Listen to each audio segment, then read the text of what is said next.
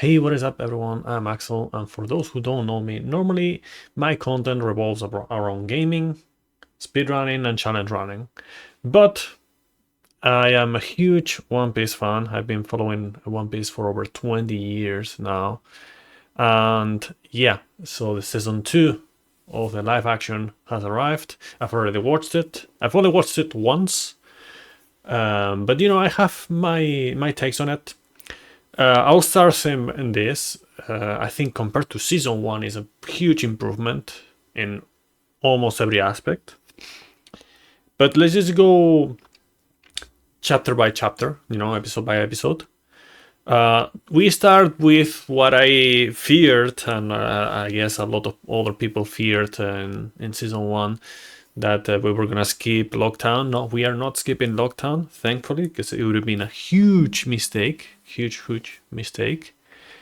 And yeah, overall in Loguetown, I'm impressed. Like they did everything like really well. Like they added all of the elements. There's some nitpicks here and there, but for the most part, they added all the elements that they had to add. They introduced all the characters that they had to introduce. Again, this is gonna be spoilers. Like we're gonna have spoilers here in this review, so to speak. And yeah, like obviously Zoro with Kuina and picking his source, Sandai Kitetsu and Yubashiri. The interaction, like Nami managing the money before that as well with the 300% interest, all that stuff. We also introduce new characters that were not introduced originally, like Bartolomeo, because Bartolomeo was there in the canon. It's just that they decided, let's just add him. So, when we get there, if we get there, because that's going to be another topic, then people already know that he was there, right? So, it's a good thing. It's a good thing. It's a good change. In general, yeah, like I'll say my nitpicks for a bit later. But yeah, all the elements were there. The dragon was there, smoker and their effects of the fruit from smoker. I don't remember the exact name of the fruit. I think it was like Kumo Kumo. No, I don't remember. So yeah, like those effects are really good. Okay. Now starting with the nitpicks, I would say, or sometimes issues. Everything, especially revolving Luffy doing actions, feels weak throughout the whole season. Like I don't feel the force behind Luffy's punches. It's not there. So that's like to me one of the weakest things about the whole season. You can see it in this one when he's fighting or trying to fight Alvida and later Smoker, all that stuff. You can see it. It's not great. There's also like when Baggy is trying to kill Luffy, I would have liked to see Luffy be like actually locked in place, because yes, he had the Kairoseki chains, but he was not like he should have been like on, at least strapped on the neck, because it's not like Kairoseki completely negates you moving at all. Like it just feels like extremely weak. But I don't know. I feel like that could have been a bit better. Like it could have been more like it was in the manga or the anime. With it was not only weak, it was also locked into place. And then the lightning strike was at the beginning of the swing instead of like towards the end. That to me felt weaker. But everything else in general, like I really liked how they did the first episode. So yeah, I'll just leave it there. There's also some other Easter eggs, like Pedro's wanted poster and some other things. They introduce also like the Baroque works a bit early. But it's nothing too major. In general, I think it was really good. But there's some details like like the action with Luffy and certain interpretations on certain yeah, in general, like executions of how they made certain things, it wasn't very great, But in general, like, great, good. Now, episode 2, obviously, we have the Reverse Mountain and Laboon. Reverse Mountain, I think, was pretty good, but I do feel like it should have been, like, the mountain itself should be, or rather, the current should be stronger. Like, remember, this is like a current that goes upwards. So I feel like it should be way stronger of a current. I feel like it was a bit too mild of a current. Besides that, not too much of an issue. In regards to Laboon, obviously the biggest difference is that the action with Crocus happens outside of Laboon. He's installed outside of Laboon, and then later on they make the reference that you could make a space inside Laboon and all that stuff, like But I feel like even though I really like what they did in general, with introducing the Rumbar Parrot, and Brook. So later on, people know about it, because it's not like they spoiled everything about it. It's just like you have a bit more of a background to the situation, and people who don't follow the manga and the anime, and somehow still spoiler free about this, and they will not know. And we'll see when we get there, if we get there, but I think it's gonna be pretty nice. But yeah, all of that, I think it's really good. Like the change, how Luffy uses the song, the Being Sake, to basically convince Laboon to not go crazy and hit the red line. With the painting, obviously the painting had to be there. There's a lot of things that I was like, they have to do this, and for the most part they did. So I'm really glad about that in the whole season. But the one thing that I think it's like a big miss for me. This is the biggest thing that I think is an issue for me personally, because it's so good. It's such a great moment in the manga and the anime, especially on the anime in this case. It's the introduction of Crocus. When Crocus gets introduced in the anime, it's such a funny, rage baiting moment. I guess it's like harder to do in live action, right? But it is such a good moment. Obviously, like it saddens me that we don't get to see like an live action version of that. I won't get into the details. If you know what I'm talking about, you know what I'm talking about. But it's just super funny, interaction with when Zoro and Sanji present themselves, and Crocus is kind of like menacing, But then also starts like talking about himself. It's like super funny. Anyways, all of that. I think in general, like the execution was really good, but I am missing that scene was such a big deal for me in the anime, in that part. So it is okay, but it is a bit of an issue that I have from my side. So if we're going like score wise, I don't know how to put it, because the action is a big thing for me. Like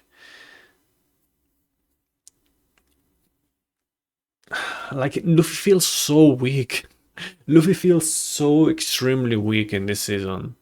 That is a big deal. Like I'm hoping that they are doing it like this so they can scale it up better as the seasons go. including Zoro as well. Like Zoro's choreography, we'll talk about it in general, is really good, but we don't have this power from Zoro, you know. Uh, I'll talk about it later, but let's move on to the third episode, Whisky Peak. Okay, Whisky Peak also introduced a big change that I did not like in general. Like in general, like the Whisky Peak was good, it wasn't anything like terrible about it, but I do miss certain things. One of those things was the situation that led to Zoro versus Luffy. Zoro versus Luffy is I feel like it's a very important moment in the manga and anime, just because it, like, the situation was like everyone except Luffy, no, sorry, except Zoro and Nami were quote unquote caught on their trap, and they fell asleep, and everyone in the Baron Works was like discussing about them, and then they're gonna kill them and all that stuff, right, for the bounty. And then all of a sudden you see Zoro on top of the building, and it starts like hunting down everyone. It's like such a big moment for Zoro. Again, in this case, Zoro also has a big moment, but I feel like it was even more on of a big moment on the manga and anime. And then also the interaction with the swords, it wasn't quite right in my opinion. And there's another thing, like, let's just focus on Zoro for now. So I remember, I haven't reread it or anything recently, but I remember clearly Zoro was commenting on how Yubashiri was really light, to manage and all that stuff, and then how Sandai Kitetsu was like very vicious, or something similar to that, and he just cut a rock, and it's like it cuts more than I intended, or something like that. So how like it's like a rogue child, so to speak, of sword, right? So we have this very easy to manage sword, and then this more rebellious sword, but it's also very powerful sword, with Sandai Kitetsu, and on the other hand, Yubashiri, right? And then we get to a moment where there's two key, like before the Zoro and Luffy fight, two key moments that are missing in this live action. One is the fact that we actually saw it in the live action, but it was different this time. I don't know why. How like the sister, like the religious woman, I don't remember the name, used the cross to try and trick Zoro and poison and all that stuff with the child and all that stuff. And then in the manga and anime, like he just blitzes them and just uses the back of the sword to knock them out and all that stuff, because he is not tricked, But then in the live action, they made it so he is tricked. So it was like a downplaying Zoro in a way that it's just out of character in that moment, right? So I didn't like that. I like how it just feels like they just keep nerfing the character more and more, not just power wise, but also like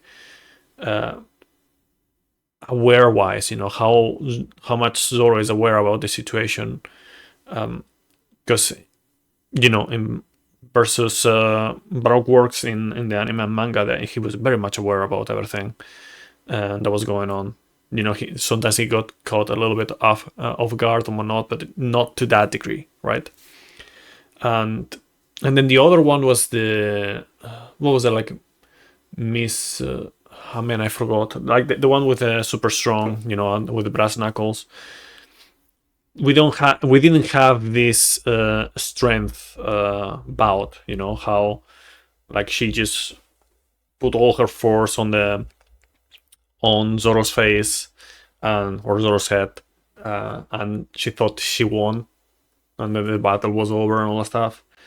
And then Zoro just like you thought you were strong. What happened to all the strength and then just all of that? So I think that was also pretty important, I would say, of the fight. There's also like the Takanami and some other things. Like there was more things on the fight. You know, the more kind of wild fighting going on. And again, I get this is a like a live action, but there's these differences. Also, like at some point, Sendai Kitetsu got trapped on a wooden column, and he couldn't get it out. And I think that was pretty lame, honestly. Like I don't know, it was. I feel like they downplayed Zoro a bit too much here, because one thing is just kind of like downplaying the power level of the series just to accommodate it easier to the live action, and another thing is to downplay the actual ability of Zoro and their level of strength compared to them. So yeah, I didn't like that too much. And then the other thing, which is key to me, is that Luffy versus Zoro. In the manga and anime, Luffy wakes up and thinks like Zoro's just gone mad and just killed everyone who was just serving them food and drinks and all that stuff. And he doesn't want to hear anything about him, and he just starts fighting. And then they have this like actual like full-on fight until Nami interrupts them. And within all of this, there's like Miss Valentine and Mr. Five, who tried to get in on the fight, and then just got slapped out of the way. So all of that, I think, like there was such an important moment that they just kind of threw away. And yeah, that one and the Crocus moment from Laboon, I think those two were the biggest misses in the whole season. So yeah, that's a bit sad from my end. That's the most negative aspect of the whole season, in my opinion. There's also one other negative thing. I don't know. I'm hoping that in season 3 they will kind of redeem themselves by bringing the Cater on. But what is up with Karu? Karu is not around. Like, he is mentioned by BB in the live action, but Karu is not around. I don't know if they were making it so it is not so obvious that she is BB. With Karu around, and then that's why they decided to let's not have Karu around. Let's bring it on Arabasta, and then Karu is gonna be more important there. I'm hoping that's the reason, but Karu had like obviously you can do a lot of things without Karu, as you can see in the live action, but it still feels a bit bad to have like a character missing from the whole season, pretty much. But yeah, like as far as Mr. Five and Miss Valentine's, I think they were portrayed pretty well. Also, I wasn't too much of a fan of like I don't know what I was expecting exactly from BB, but I think at the end it paid off. Like the character actually fit in quite well, because again, like Arabasta Kingdom is basically Egypt, so if they make it in a way where it's like very fitting all that stuff, then I have no problem. I just like it typically BB is very white in the anime, so I was kind of like I don't know, but like if we're gonna go more on the okay, this country is, or this island is this country and this other island is this other country, then it makes sense. Again, it's not like Egyptians are more more black or more white or whatever. but it fills the role, I guess. It's just good enough, I would say. I don't have much complaints about it. Now let's move on to Little Garden. Now with Little Garden, in general, I don't have like too many big issues, but there's a couple. I see that with the hunt between Zoro and Sanji, they changed the argument a little bit, and they just hunt one T-Rex in this case, and they treat it kind of like with the pacifistas when they return to Sabaody after the time skip. Again, I already warned about the spoilers. Where like they're debating who killed the target, in this case the T-Rex. But I feel like that was not necessary. Like, sure, it's a neat nod, but if you're gonna have to pick between that and then having this competition between Zoro and Sanji and see who brings the bigger target, the biggest, who hunts the biggest animal. Because in the manga and the anime, it's like a T-Rex from Zoro and a Triceratops from Zoro and a T-Rex from Sanji, and they're all like basically like the same size, both of them. And that also ties back to the competition that they have with Dory and Brogy, and that's why I think it's not a worth trade-off, Like, I think they should have just kept it in that regard. For the most part, they do feel a bit odd, the giants, Dory and Brogy. I feel like they should have made them a bit more powerful looking. Again, like the scale of the power of the One Piece live action is very, very much lower compared to the anime and manga, of course. But I feel like they should have added a bit more dynamic movements to them. Besides that, there is one character.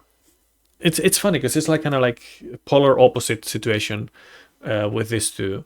There's Mr. 3 and Miss Golden Week. Okay, so Mr. 3, the way he's portrayed is like phenomenal. Like, it's probably the best cast that they have right now. Like Galdino is so well portrayed. In general, I have zero complaints about him as a character. Like, it's basically Mr. 3. But with Miss Golden Week, like, what happened? Why did they turn them into a maniac psycho girl? Like, what the fuck? I don't get it. Like, especially if you follow the cover story in the manga, like, her powers are special and she's not a psycho with them. Like, she's just using her powers in the Baroque works to make things work, But it's not like we have some kind of creepy child with sadistic features like Sugar in Dressrosa, for example. Like, it's nothing like that. I won't get into details, but she's quite the opposite, actually. I don't get why they did it like that. Also, Galdino, like Mr. 3, he's not like, he's able to do clones of walks of himself, but without Miss Golden Week's powers, like, he cannot get the copies, because they lack the color. Everything is white otherwise. So how was he able to just have the copies and then confuse Luffy? And then Luffy is not able to just use his instinct to nail, like to hit Galdino on the first attempt. Like, why? There's also like obviously we see like the yaki onigiri, right? When Zoro is on fire because Usopp uses the fire to melt the walks and all that stuff, and then Zoro defeats Mr. Five with that. Like, I get it. It's not the same. It's live action, but it lacks so much oomph. Like all of this action lacks so much oomph. It's especially noticeable with Luffy, but also with the rest. And yeah, I don't know. Like to me, I want to see an improvement on in this regard. Like I need to see like the action be a bit more, have more impact. You know, because otherwise we're just gonna be like, yeah, it's different, but like I don't believe it. I don't believe the power system. I don't believe, like, for example, when Luffy punches someone and knocks them out, like I don't believe it. Like that didn't have power. Like I would not get down by that.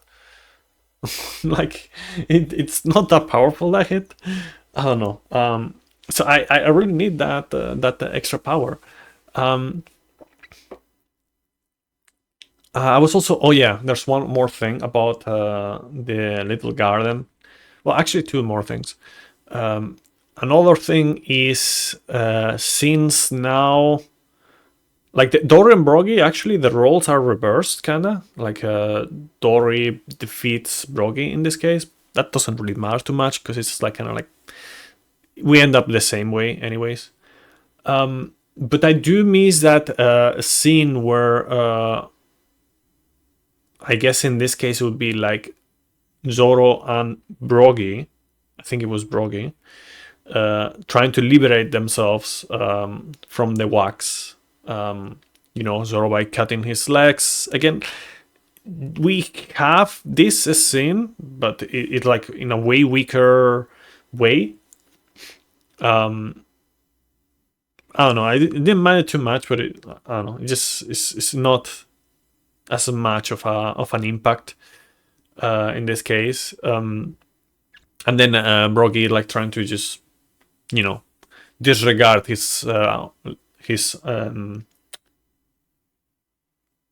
hand. Yeah, I forgot the name for the hand. His hand in order to like get away from it, and then the rest appears. Like in the case of the manga and the anime, was like Luffy, Usopp, and Karu. In this case, it would be like the just Usopp, I think. But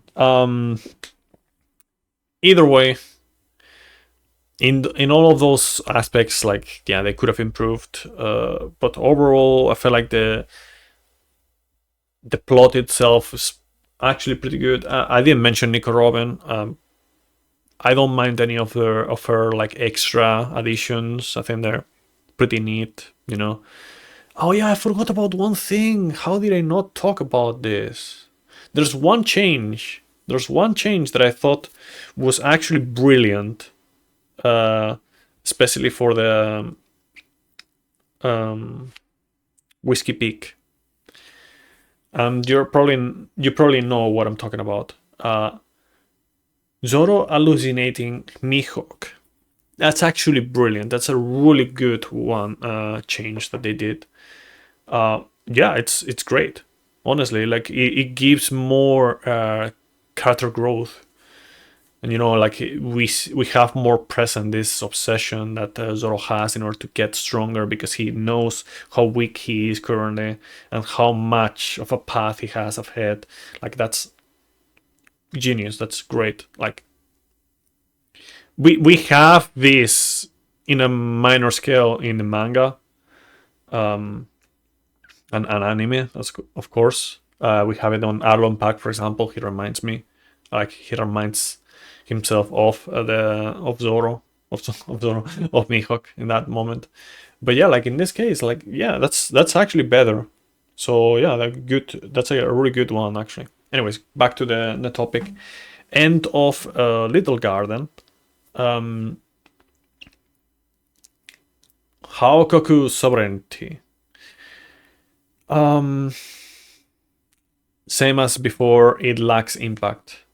Like, like it's still like one of the biggest hits, if not the biggest hit, attack in the whole manga. Haokoku Sovereignty has been like such an iconic move from big hitters in the anime and manga, and it just, not only the action, like the move itself it was different, it felt way weaker as well. So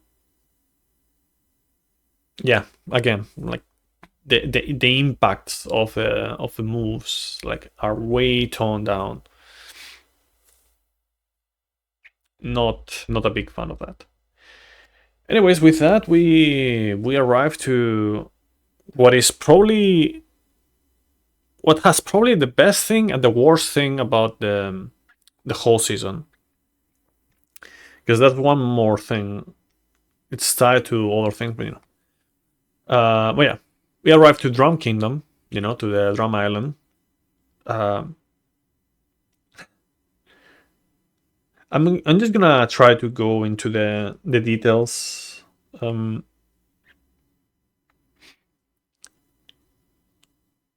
The transformations of Dalton and Chopper into their more burly forms are a bit underwhelming, especially Dalton's. I feel like Dalton's transformation should be way more burly. I don't think that's just me, but yeah. The I guess I'll just get into the main topic. I think what they did with the backstory of Hiruluk and Chopper was great. No complaints. Like it's great. The one thing that I knew they had to put was put in, and it was perfect. When does a man die? Again, my favorite quote in entire series. Like in terms of like how important it is in general. Like definitely big there. Chopper's animations and model pretty good, honestly. Don't have too much of an issue. Like sometimes it feels a bit uncanny, but I feel like it's just maybe inevitable at this point, with the CGI or not. Like I don't think you can do it like like Gollum on Lord of the Rings. It's not the same kind of character, so you have to put CGI basically there. So all of that, yeah. I do miss the Lapans scene, with all the bunny bears thing. I kind of wish that we had seen a little bit more rather than just some pelts of Lapan here and there. And I think the casting for both Hiruluk and Dr. Kureha was great, honestly. Like I think they did a really good job there.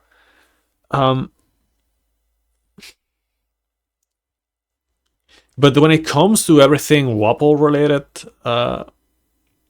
like Wapol, the portrait of the Wapol, like yeah, they got the character down, like how he behaves. He's like a man child and all that stuff, right? But like the utilization of his powers was very underwhelming, just like everything in the action in this live action. What is up with those soldiers? Like why? Like they are not only like creepy and not in tone with the saga, the arc of Drum. We don't see like the combination between the archer guy and the fizzy hair static electricity guy. We don't see the merging. Somehow they made it so Zoro actually almost dies there. I don't know. I don't know why they decide to do it like that. Like it shouldn't be like an issue for Zoro. Like it's just I don't know. It's weird. It's weird. But the fight itself with Wapol was also really underwhelming. I don't know. Like I feel like story wise they made like a huge improvement, but like the character development, story itself. But then they have this weird take on how the action is, and while the choreography in some of the fights, especially with Zoro's fights, uh, tends to be pretty nice. Like we still lack this oomph, of the power. Um, Now the flag is just hanging on the inside the building instead of like on top of the castle. We don't have the bazooka to send Wapol flying. Like I didn't get the feeling of like that combination attack between Zoro and not Zoro, sorry, between Sanji and Luffy to be like the finisher. We didn't even see Wapol flying away or what happened with Wapol afterwards. I don't know. It just felt very underwhelming as an ending. So there's all of these issues that I have. Like I feel like overall it made a huge improvement. Like I said, with the story, with the development, in general. Because Neo one, sorry. Because season one was season one was very undercooked in this regard. Like they rush things a lot. It just didn't feel great, honestly. Like that was quite underwhelming in season one. They didn't do a bad job, but they could have done a much better job. Also, I don't know why like the Smoker and Tashigi side quest with Mr. 11 and Miss Thursday. That's actually the first appearance of Miss Thursday. I don't have an issue with Mr. 11 per se. But Miss Thursday was using like a baseball bat, and it's kind of like isn't kind of like the whole identity of Mr. 4, Miss Christmas, and the dog. Like, are they gonna change that now for Arabasta, or what's going on? I don't know. Anyways, I guess I'll close with my thoughts on what season 3 could look like. I don't know if it's gonna be like next year, the year afterwards, but honestly, if they want to adapt the whole thing, it's gonna take a long time. So yeah, I'm kind of worried about that. But yeah, I am kind of hoping that season 3 is gonna be just Arabasta, because there's a lot of things that they can cover on Arabasta, including more backstory for Ace, expanding more on the whole plot in Naruvarna. I don't know. I think that they can do quite a bit of an extension compared to what they have done here. Like take it way closer to the pace of the manga, because obviously, like what they cannot do is just do Arabasta, Jaya, and Skypiea unless they make the season 3 way longer. Like I don't want to see that. If I were to decide like what's each season looking like, I would say season 3 Arabasta, season 4 Jaya and Skypiea, Season 5, Water 7, NES Lobby. Season 6 would be Thriller Bark and Sabodi. Season 7 would be the whole, pre-time skip, between Amazon Lily and, post-war. And then, have like the return to Sabodi and Jojin Island, plus also Panhazard probably. And then we have Dressrosa on another season. All that kind of stuff. But again, like I'm getting ahead a lot. I don't even think that they will actually finish the whole thing. Honestly. I think they'll probably call it on Sabodi. If I had to guess, I would say probably there. But it depends on how fast they want to do things. Like if they, instead of doing like one season per 2 years, they do it like once every year, they could keep it up, but I don't see it. Anyways, it has been just me talking about the live action season 2 of One Piece. Hope you guys enjoyed it, and see you guys in the next one.